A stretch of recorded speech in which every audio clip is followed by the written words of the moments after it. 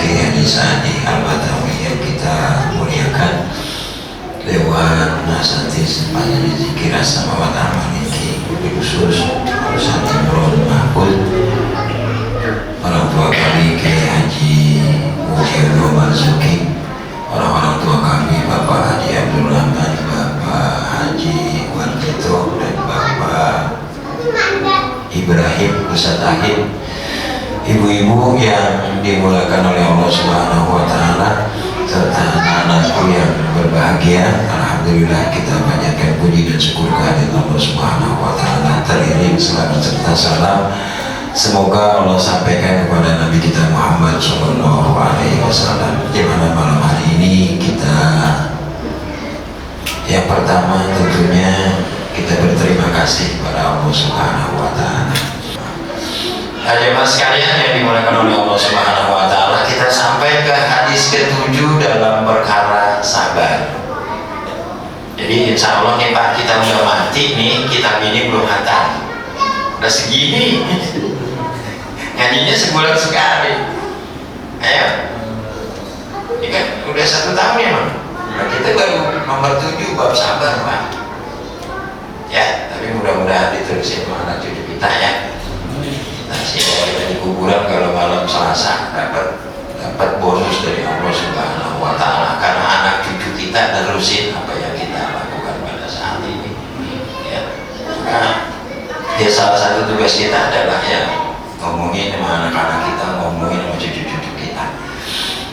Hadis ke-7 tentang sabar.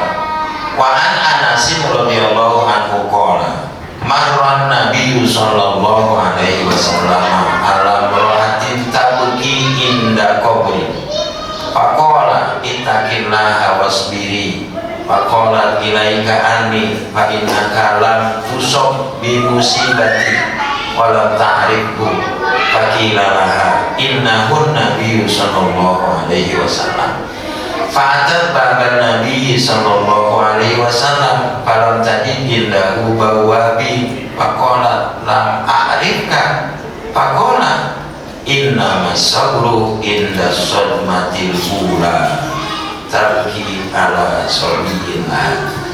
Dari Anas radhiyallahu anhu berkata, sewaktu Rasulullah sallallahu alaihi wasallam berjalan menjumpai seorang wanita yang sedang menangis di atas kuburan, maka beliau bersabda, bertawakallah kamu kepada Allah dan bersabarlah. Wanita itu berkata, pergilah engkau dari sini karena sesungguhnya engkau tidak tertimpa musibah seperti yang menimpa diriku. Wanita itu tidak tahu bahwa yang bersabda itu adalah Nabi.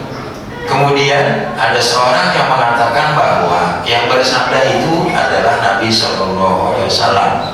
Maka wanita itu langsung datang kepada Nabi dan dia tidak menjumpai para penjaga pintu. Kemudian dia berkata, saya tidak tahu kalau yang bersabda tadi adalah Tuhan.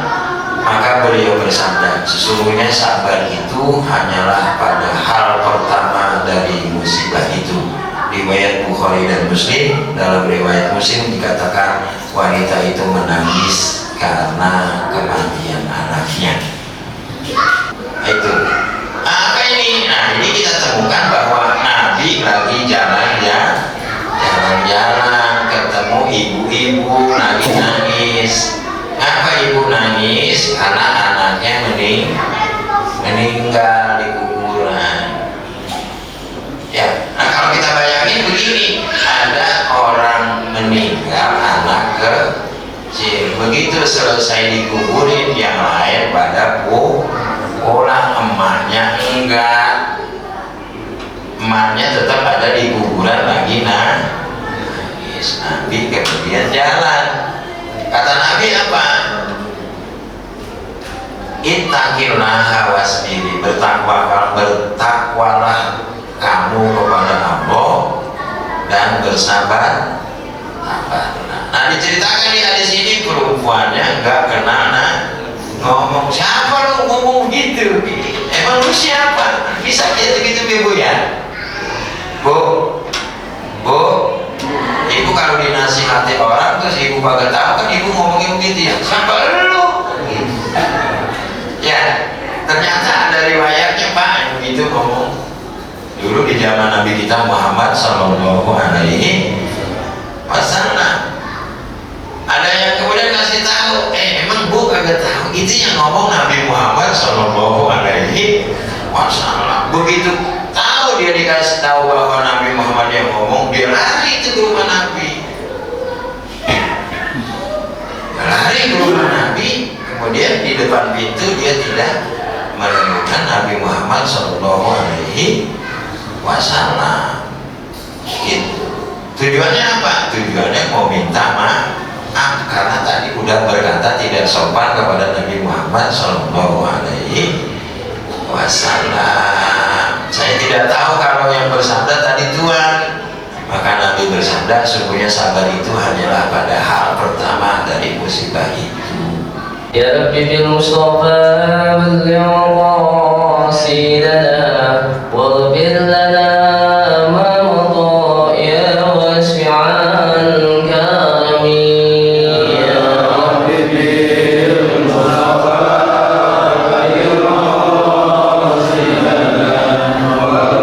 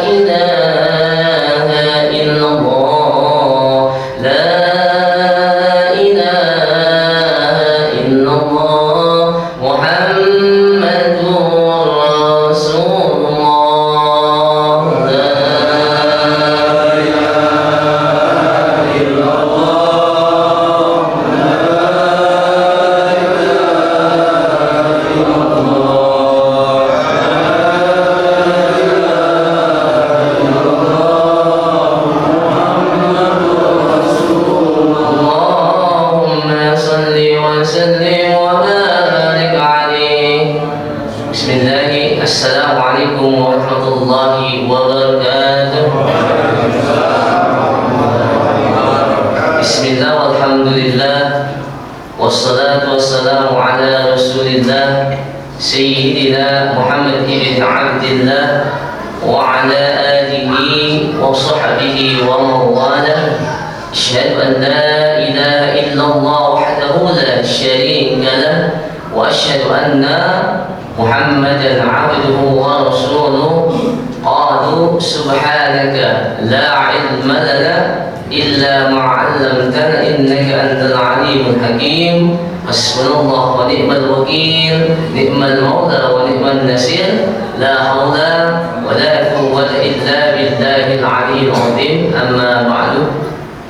Yang sama-sama kita muliakan, yang sama-sama kita cintai, orang tua kita bersama, guru spiritual kita, Fadilatul Ma'ali Murabbuna Abuna Fiddin, Hadrat Syekh Kiai Sa'di Al-Badawi, kita doakan mudah-mudahan Allah Subhanahu wa taala senantiasa memberikan kesehatan yang sempurna, mengabulkan segala hajat-hajatnya, dimenangkan segala dakwah-dakwahnya, dan semoga kita yang hadir di sini bisa menjadi murid dan murid beliau. Amin ya rabbal alamin. Yang sama-sama kita hormati Al-Mukarram guru kita bersama, yaitu Ustadz Haji Hanafi, sarjana agama. Kita doakan mudah-mudahan beliau panjang umur, sehat walafiat, dikabulkan segala hajat-hajatnya, menjadikan Darul Mukminin ini menjadi center, tempat untuk menuntut ilmu yang diajarkan seperti ulama-ulama terdahulu, ya, ajaran guru-guru kita terdahulu, ajaran Mu'alim, Syafi'i, Azami, ya kan? Dan banyak lagi. Jangan sampai ajaran ulama kita terputus, ya. Alhamdulillah di sini diterapkan, mudah-mudahan apa yang diniatkan diijabah oleh Allah Subhanahu wa taala. Yang sama kita hormati orang tua kita bersama, Al-Mukarram Kiai Haji Dr. Andes Mujiono Majuki. Alhamdulillah beliau istiqomah hadir di majlis Al-Bayyinah, ya, majlis binaan dari Majlis Zikir As-Sama Al-Maliki. Kenapa kami selalu bertawasul dengan beliau, guru kami? Karena beliau walaupun secara kasat mata kita tidak lihat, tapi hati beliau tahu di mana murid-muridnya yang ditempatkan. Makanya barang siapa yang nyubutin nama beliau nanti su'ul adab, nggak punya adab, ya. Jadi kami selalu bertawasul dengan beliau. Kenapa bertawasul dengan beliau?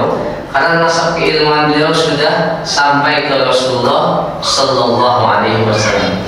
Tadi dulu kita bilang harus kita punya nasab keilmuan yang nyambung ke Rasulullah Sallallahu Alaihi Wasallam. Mudah-mudahan dengan kita bisa hadir, wabil khusus setiap bulan dari kita hadir. Artinya apa? Kita bisa memegang rapat-rapat dengan beliau. Beliau memang ulama yang luar biasa. Nggak ada capeknya kalau menurut kita, ya. Itulah musyidina Kiai Sa'di Al-Badawi. Juga yang terhormat yaitu Bapak Haji Wajido, ya, sebagai tokoh masyarakat, ya, mudah-mudahan beliau istiqomah di sini. Juga Bapak Haji Abdul Rahman, ya, mudah-mudahan sehat walafiat, ya, diberikan kemudahan. Dan yang kami cintai para bapak-bapak, ibu-ibu, hadirin hadirat yang dimuliakan Allah Subhanahu wa taala, ya. Alhamdulillah dengan izin dan ridha Allah Subhanahu wa taala kita diberikan kemudahan untuk talabul ilmi, untuk menuntut ilmu di tempat yang dimuliakan Allah Subhanahu wa taala, ya. Banyak ulama kita, ya, mengajarkan kita untuk rajin menuntut ilmu karena ganjarannya luar biasa. Mungkin saya yakin bapak-bapak, ya, para asatidz pasti sudah paham. Barang siapa yang menuntut ilmu sesaat aja di majlis ilmu, itu ganjarannya mendapat 100 ekor unta merah. Tahu? Unta merah itu seharga 1 mercy. Berapa mercy sekarang ya terbaru? Di atas 5 miliar. Artinya apa? Dengan kita istiqomah menuntut ilmu, itu Allah kasih ganjaran yang luar biasa. Ini yang disebut dengan kerja cerdas. Kan ada kerja keras. Kerja keras seorang kuli 1 hari 1 malam dikasih upah berapa? Paling banyak 200.000, ya kan Pak, ya?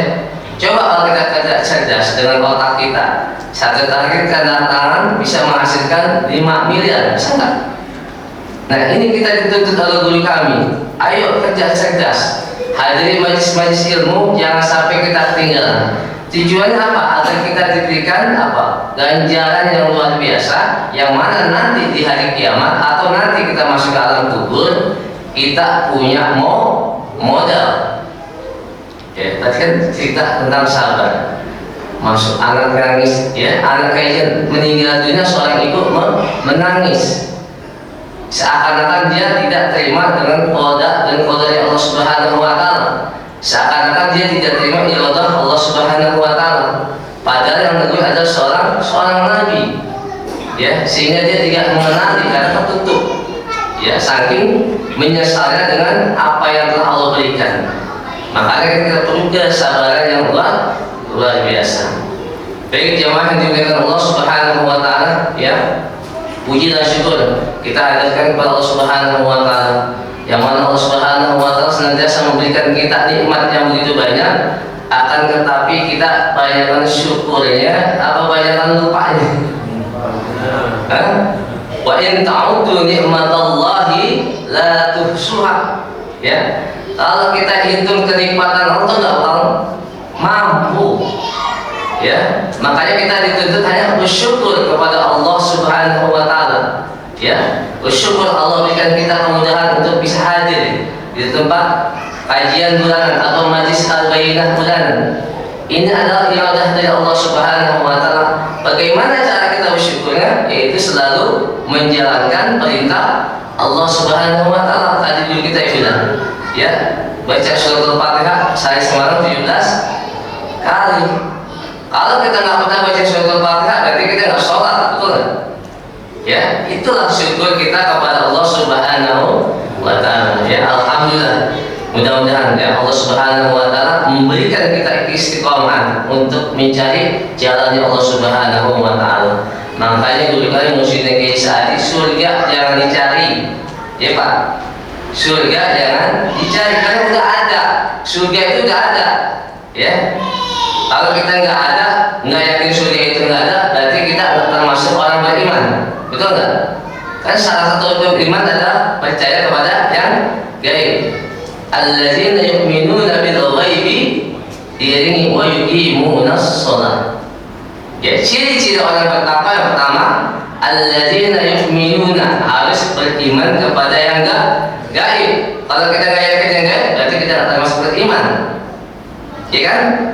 Wa yuqimunas sholata, dan mendirikan sholat. Dan yang ketiga, wa mimma razaqnahum yunfikun, yaitu menginfakkan harta kita sebahagian, bukan 2,5%. Ini kan kita kebanyakan belajar apa? Setahun sekali, itu juga 2,5%. Beda dengan guru kami, beliau mulai dari 20%. Kemudian naik 30% sampai terakhir 80% gaji beliau untuk umat. Makanya kalau itu melihat kiai kami, guru kami begitu sayang kepada fuqara wal masakin, begitu sayang kepada orang-orang yang susah, datang ke pengobatan. Lihat apa yang beliau lakukan. Tangan selalu di atas. Datang orang berobat, ditanya, kemarin naik apa bu? Naik Grab. Ongkos kirimnya berapa bu? 300. Itu langsung dikasih 300. Ya, ini buat beli bubur. Karena orang sakit kan nggak mungkin makan keras-kerasan. Beli bubur dikasih 100. Ya, ini untuk isi bensin atau yang dampingin itu siapa? Dikasih total 500. Coba bayangin. Itu beliau. Makanya luar biasa. Kalau kita ingin yakin dengan Allah, datang ke masjid zikir. Asal ada ibu kita bilang, di sana banyak macam-macam kegiatan yang bisa kita lihat. Bukti mana? Rasa syukurnya seorang ulama melayani umat sampai tempatnya pun luar biasa. Ya, maka kalau bapak datang ke sana perasaan tenang nggak? Tenang. Kenapa bisa demikian? Karena beliau di sana luar biasa.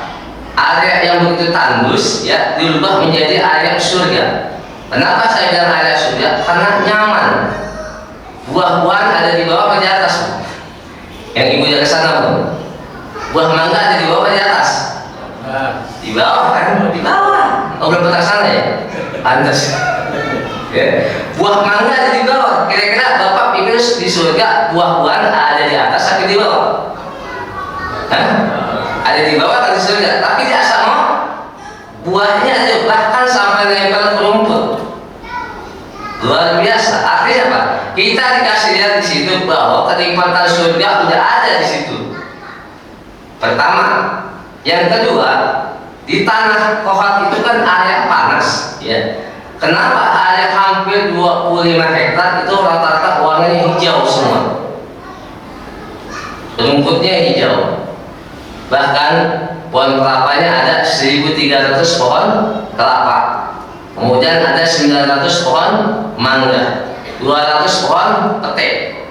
Petenya beda, mangganya beda, apalagi kelapanya. Itu perpaduan langsung dengan sinar matahari dan ketemu dengan data yang ada situ menghasilkan fotosintesis O2, oksigen. Artinya apa? Di sana itu nggak ada istilah goib, nggak istilah bohong-bohongan. Artinya memang dilakukan sesuai dengan aturan, sesuai dengan ilmu fisika, sesuai dengan ilmu biologi. Begitu Bapak Ibu masuk ke asrama atau ke Tanjung Bun, kira-kira perasaan gimana? Nyaman. Ya Pak Ustadz ya, begitu masuk nyaman, luar biasa adem ya. Padahal kita sepanjang jalan dari Bayoran ke Tanjung Bun kan kanan kiri panas ya, kadang macet. Begitu masuk luar biasa adem. Itulah Allah Subhanahu wa Ta'ala memberikan seorang ulama yang benar-benar memfasilitasi kita untuk ibadah, memfasilitasi kita untuk mendekatkan diri kepada Allah Subhanahu wa Ta'ala. Setiap hari Tanjung Burung itu berbeda-beda tempatnya Pak. Besok begini, besok lagi begitu. Sekarang masjid sudah jadi, dikelilingi oleh bunga-bunga yang luar biasa. Kemudian kita lihat toiletnya beda. Kalau tempat kita toilet dengan masjid jadi satu ya? Jadi satu. Kalau di sana beliau, kalau di sana beda. Toilet dan masjid agak jauh. Kenapa demikian? Unsur fikih beliau tetapkan. Beliau terapkan unsur fikihnya. Jangan sampai masjid terkena cipratan najis. Maka di masjid nggak ada toilet, ada tempat wudhu. Ya. Dan desain daripada masjidnya luar biasa. Ya. Parkitnya Pak, atau parkit tuh dari di sana nggak pakai kayu kelapa, Pak Ustadz ya. Kayu kelapa mahal, dia pakai kayu jati. Pakai kayu jati yang harganya umur 100 tahun. Alhamdulillah parkitnya sudah selesai, itu nggak mahal, cuman 4 miliar. Parkit itu belum atapnya pun demikian, nggak pakai daun kelapa, kayu kelapa lagi, kayu mahoni mahal, cukup pakai kayu jati. Beratnya hampir 3,5 ton atapnya doang. Jadi kalau Bapak naik di atap tuh nggak bakal jatuh. Itu 3,5 miliar atapnya doang. Artinya di sini apa? Mursyid menginginkan supaya para jamaah yang hadir itu terasa nyaman. Nggak ada kipas, nggak ada AC, yaitu langsung alam berputar di situ. Ya. Jadi makanya bersyukur, alhamdulillah setiap bulan Ustadz Hanafi beserta rombongan dan Bang Jamal giring ke sana. Kalau kita nggak bisa setiap malam Jumat, setiap bulan, artinya apa? Agar kita bisa memegang erat mursyid. Kenapa memegang erat mursyid? Karena mursyid itu akan menjamin kita sampai hari kiamat. Sampai hari kiamat. Bahkan beliau mengatakan, kalau saya belum masuk surga, saya tungguin murid-murid saya dulu. Ada nggak ulama yang ngomong seperti itu? Ya, jadi kita belum masuk surga nih, ditungguin sama mursyid. Kemana nih Bang Jamal yang murid saya? Ya setiap malam Jumat datang, kok nggak ada? Dicari. Tuh hebatnya mursyid.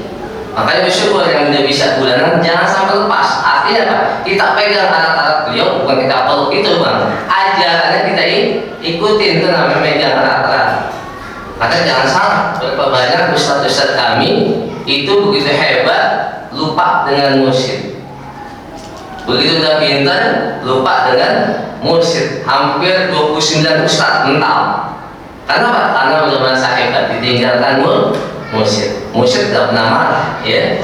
Beliau luar biasa, walaupun murid-murid tinggal beliau, tapi beliau jamin nggak akan bahagia. Kenapa? Karena sudah menyakiti seorang mursyid. Ya, jadi seperti itu Pak. Ya mudah-mudahan ya pada jamaah sekalian ya bisa hadir bulanan dengan harapan bisa meningkat untuk hadir di malam Minggu, malam Jumat. Yang malam Minggu itu luar biasa, yang malam Jumat sudah luar biasa. Mursyid mengatakan, ya ngapain kamu datang jauh-jauh? Bagi yang bagi murid-murid ini, jadi bilang ngapain kamu jauh-jauh datang ke malam Jumat cuman ngaji doang? Ya, cuman ngaji doang. Harus ada implementasinya. Apa itu? Melayani mursyid. Bagaimana melayani mursyid? Masuk ke komponen. Alhamdulillah Ibu Haji Nok, ya Ibu Muki, Ibu Nani sudah masuk komponen kebun. Beliau rutin setiap Selasa dan Jumat berkebun. Ya, ada juga komponen bagian apa? Bagian kelistrikan ada. Ada komponen bagian sound system. Jadi artinya apa? Semua murid-murid dari Musyidul Indonesia harus jadi pemain. Kan kebanyakan kita ngomong doang misalnya, tapi di asrama nggak bisa, harus jadi pemain sehingga semua satu kesatuan kita bersatu dengan mursyid. Ada yang tugasnya tim medis melayani pasien, ada yang tugasnya membersihkan toilet, bersihin toilet aja. Bahkan ada seorang pengusaha rumah makan, itu dia kerjanya bersihin toilet. Saking kasihannya tuh tamu dari apa? Pasien pengobatan ngasih uang 20.000. Padahal dia seorang pengusaha. Ada tukang dorong kursi roda itu letnan kolonel masih aktif juga, demikian kasih uang 20.000. Mereka senyum-senyum aja.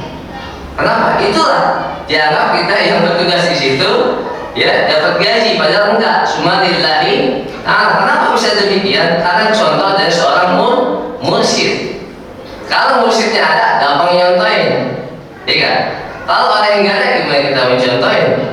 Ya, contoh kita ingin mencontoh akhlak Rasulullah. Kita udah pernah lihat Rasulullah belum? Belum, sulit.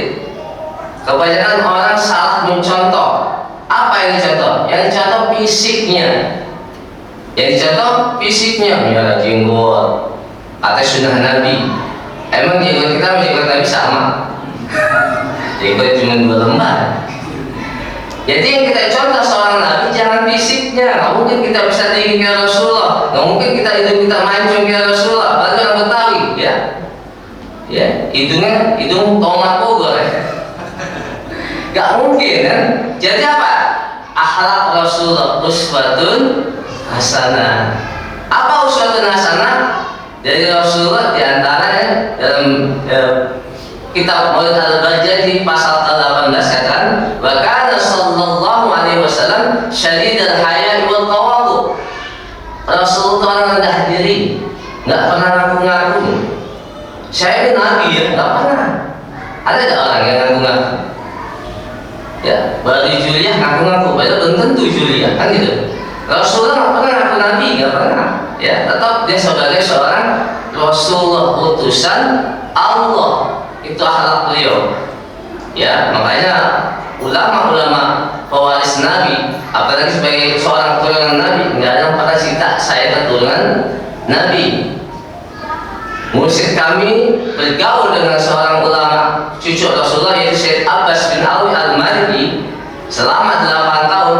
Belum ada terbisit kata-kata Syekh Abbas, wahai Kiai Sa'adi, anak zuriyah Rasulullah, belum pernah. Anak zuriyah Rasulullah belum pernah. Dia tetap sebagai orang biasa, padahal dia cucu Nabi. Ini akhlak kita harus contoh seperti itu. Jangan kita ngaku keturunan tapi ibadahnya nggak ada, betul? Jangan kita ngaku keturunan dibikin apa? Bikin alat untuk menghasilkan keuangan. Jangan, ya. Contoh ulama-ulama kita, ya, Guru Mugni, bagaimana beliau, Guru Mansur, ya, Jembatan 5, kemudian yang di Cipinang, luar biasa. Mereka apa yang dibuat tuh peninggalan-peninggalan yang intinya ingin supaya anak cucunya nerusin. Ya, jangan sampai kita apa? Ketinggalan atau salah jalan. Ya, makanya Allah Subhanahu wa taala berfirman dalam surah Ali Imran ayat 31, "Qul in kuntum tuhibbunallaha fattabi'uni yuhibbukumullah." Ya. Katakan wahai Muhammad, "Qul in kuntum tuhibbunallah." Kalau kalian ingin cinta kepada Allah, maka fattabi'uni, ikutilah aku. Siapa? Rasulullah. Ya, ikutin aku. Nah, sekarang Rasulullah nggak ada. Siapa? Warasatul anbiya, ulama kita. Ya, warasatul anbiya. Apa sih ciri-ciri ulama kita? Ulama kita adalah orang-orang yang senantiasa mengajarkan ajaran Rasulullah. Ulama kita yang senantiasa mengajarkan tanpa minta upah. ulama kita yang benar-benar mendidik kita untuk selalu dekat dengan Allah. Ulama kita tidak pernah mengajarkan amalan ini, amalan itu, enggak. Dekatin Allah, sholat yang baik, belajar sama guru fikih, ya belajar dulu hadis, supaya kita apa? Supaya kita mampu atau memahami ibadah yang kita kerjakan. Kalau kita fikihnya enggak ada, gimana kita mau sholat? Istilahnya tadi kasih tahu, mau sholat ada ilmu fikih, sholat, mau wudu ada ilmu wudu, bahkan muamalah jual beli itu ada. Kadang-kadang ibu-ibu repot ya, belum beli udah nyobain. Duku berapa sekilo? Dicobain dulu, padahal belum ada akad jual beli itu belum. Dicobain aja kira-kira halal apa tuh? Nggak boleh. Kecuali dari timbang dari berat, baru kita cobain. Itu cara ilmu muamalah. Ya, kadang-kadang banyak begitu. Mumpung Ustaz gratis, Ustaz boleh nyobain gratis. Tapi ada ilmu setiap jual beli, ada ijab qabul. Ijab qabul apa? Ya pembayaran. Nah kalau kita belum bayar tuh barang, jangan cobain dulu, ya kan? Termasuk sholat, bagaimana wudhu yang baik, ya, bagaimana imam yang baik. Tadi dikatakan kalau Ustaz Jamal kuliah, cepat. Tapi kadang-kadang malah coba baca sapi sepanjang. Tapi kan seorang imam juga melihat kira-kira dalam kita ada kakek-kakeknya nih, kan gitu. Ada Ustaz Kiai Mujito nggak? Mesti kita lihat ilmunya juga. Ya, imam tuh harus ada ilmunya. Ya, tapi selesai koma, imam liatin barisan dulu. Udah lulus apa belum? Kira-kira ada kakek-kakek apa enggak? Nanti dia imam nengok kagak apa kagak, langsung aja Allah Akbar. Waladhdallin. Amin. Bismillahirrahmanirrahim. Tabarakalladzi biyadihi. Waduh, ada Ustaz jauh ya Allah, panjang amat tulisan. Jadi sesuatu ada ilmunya, makanya kita jangan berhenti walaupun kita sudah ngerti, tetap rajin menuntut ilmu. Kan kadang-kadang kita begini Pak, ya itulah yang dibahas. Anda paham, yaitu adab, nggak bagus. Contoh adab lain, bapak pulang ngaji, tiba-tiba ada nongkrong di situ, nongkrong di situ, burung ngaji, itu nggak boleh juga, nggak boleh juga. Kadang-kadang kita nggak masuk balik, orang yang nongkrong itu nggak ngaji, belum tentu iman atau amalnya sesuai dengan yang nongkrong tadi. Artinya apa? Kita tetap harus husnuzon kepada orang yang belum bisa berbuat atau untuk menuntut ilmu. Itulah yang diajarkan guru kami. Jangan kita merasa paling hebat. Bahkan guru kami setiap mengajar, Ustaz, kalau ada yang guru yang lebih pintar dari saya mau belajar dengan guru itu. Ya, guru kami selalu gitu, kalau ada guru yang paling hebat atau lebih pintar dari saya mau belajar. Yang penting guru itu ngerokok. Kalau guru itu ngerokok, langsung beliau keluar. Makanya luar biasa beliau, ya. Belajar dengan Mbah Mangli. Siapa yang pernah keluar Mbah Mangli? Magelang. Itu luar biasa. Ulama karismatik yang nggak pernah minta sumbangan, nggak pernah ada kotak di masjidnya. Itu Mbah Mangli. Sampai sekarang masjidnya nggak ada kotak. Dan tetangga sekitar nggak ada yang boleh minta-minta. Padahal masih ramai. Beliau ajarkan tetangganya jualan. Makanya ada yang jualan labu, ada yang jualan sayur-sayuran. Itu ciri khas Mbah Mangli. Mengajarkan tetangganya nggak boleh minta-minta sampai sekarang. Makanya kami ngikutin Mbah Mangli itu nggak pernah minta-minta, nggak ada kotak. Dan alhamdulillah orang tua saya sempat ngaji di sono. Dikasih lihat kebolehannya. Mbah Mangli itu kalau pegang tembok, itu keluar uang. Kelebihan beliau, langsung orang tua saya kasih tahu sampean belum bayar listrik, kasih uang orang tua saya. Orang saya ngaji ke saya nggak tahu, itu yang cerita paman saya. Dulu baru itu ngaji di sono, mau pulang nggak punya duit, Bang Mangli bilang tembok, saya keluar, kasih tuh orang tua saya. Itu hebat Bang Mangli.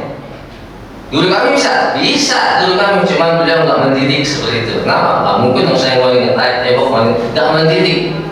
Beliau mendidik jamaahnya untuk usaha kerja. Makanya jadi ustadz jangan nganggur, kata beliau. Harus punya usaha, karena profesi kita sebagai dakwah jangan dijadikan sebagai apa? Sebagai mencari keuntungan.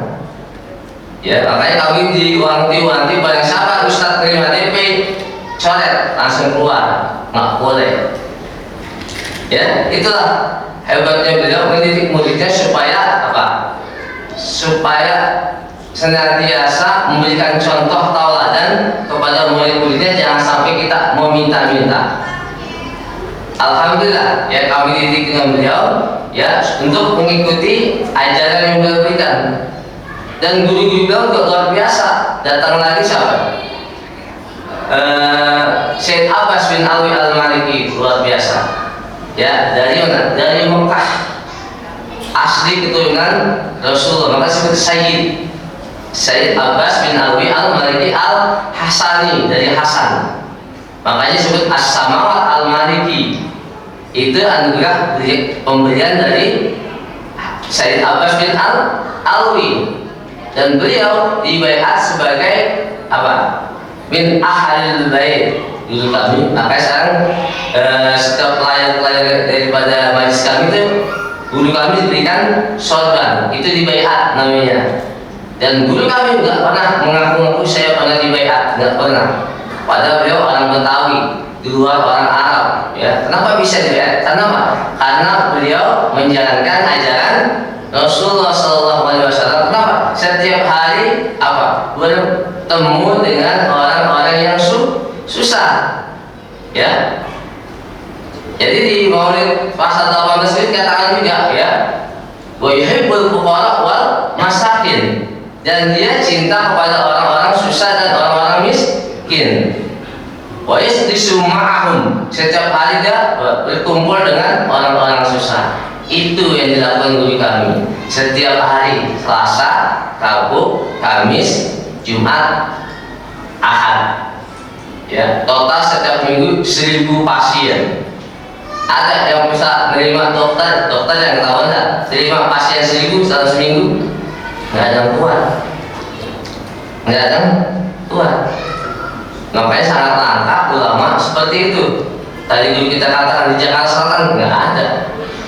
Ya, kenapa? Karena mereka berbuat, guru kami berbuat, ya, memberikan contoh, ya. Jangan sampai kita melihat orang-orang yang lagi sakit jatuh ke kemusyrikan.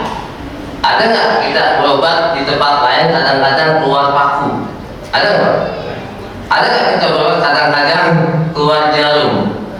Itu kan berobat masuk ke kamar, lampunya dimatiin. Ini kan kalau kita nggak tolong gimana? Itu kan lari ke kemusyrikan. Makanya guru kami pengobatannya disebut dengan metode Rabbaniyah. Apa itu metode Rabbaniyah? Yaitu pengobatan yang nggak keluar paku, pengobatan yang nggak pakai amalan-amalan, pengobatan yang nggak pakai wafak. Ada bukunya ini, nanti ada tulisan taruh di dompet bapak. Insya Allah dompet bapak nggak bakal tipis, betul nggak? Ya iya, bakal tipis, fotokopian kan? Ya kan ada kan? Nanti bapak pulang ini gak tempel di atas pintu, ya supaya nanti kalau pintu bapak buka kunci orang nggak bisa masuk. Ya iyalah, pintunya dikunci. Ada nggak pengobatan? Itu kan pengobatan yang mengaku kemusyrikan.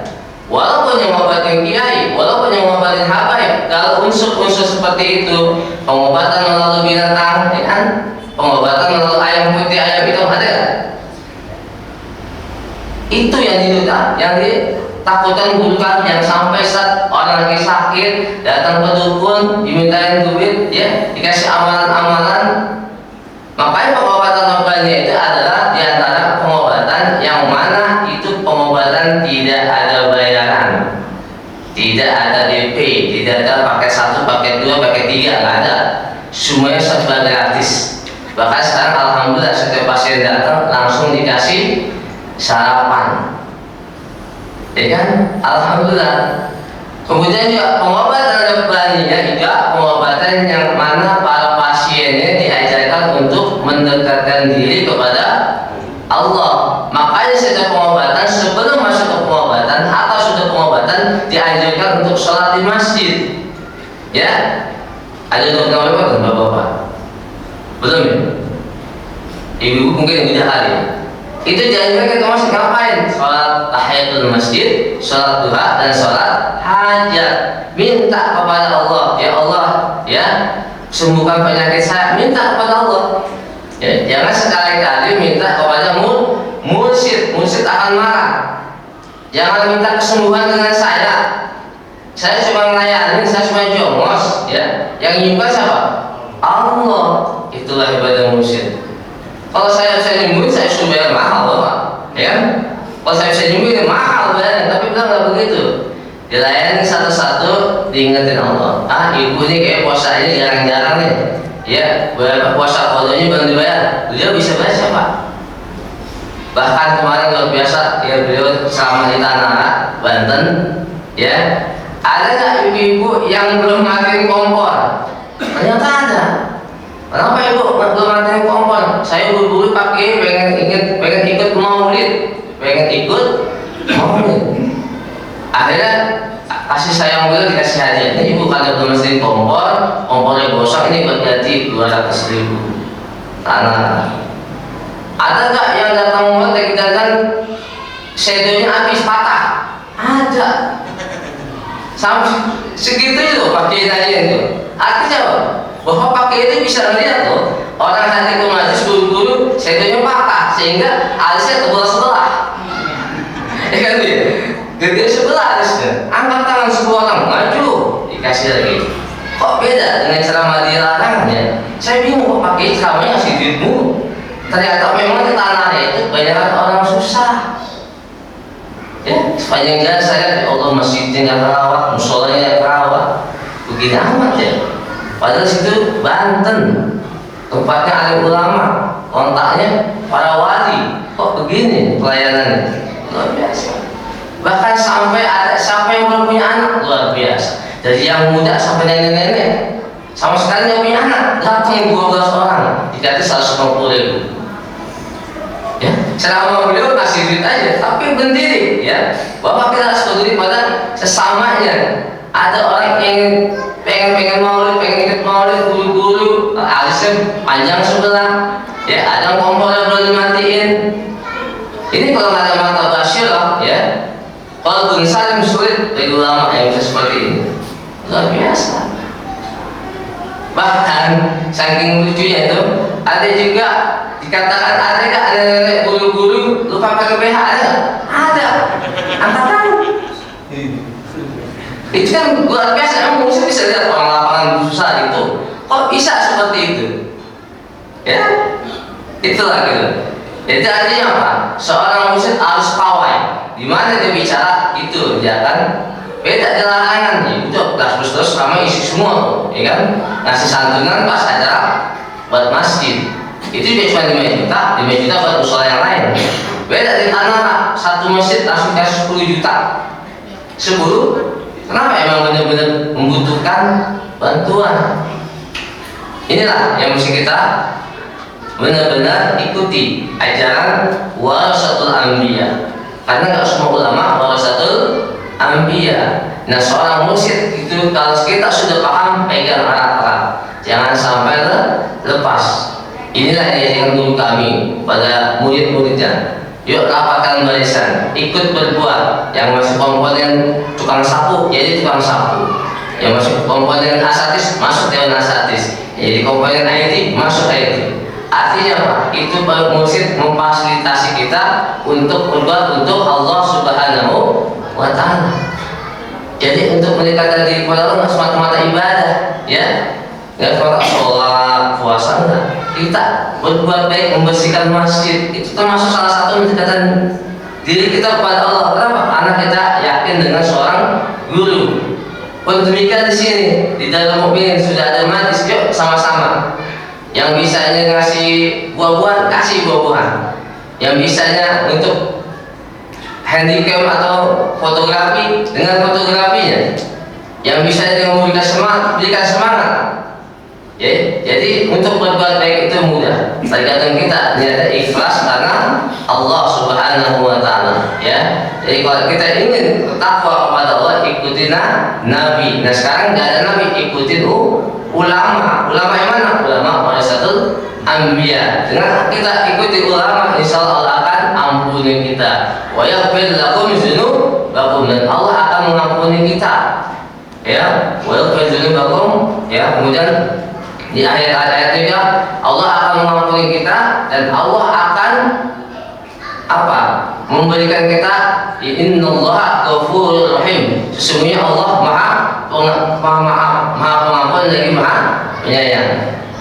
Kemudian ada ayat di surah Al-Ahzab ayat 57. Innal ladzina yad'una Allaha wa rasulahu. Sesungguhnya orang-orang yang senantiasa menyakiti hati Rasulullah dan Allah Subhanahu wa taala. Kenapa kita bisa menyakiti hati Rasul? Yaitu kita ngaku-ngaku kita nggak pernah ibadah tapi mengikuti Nabi.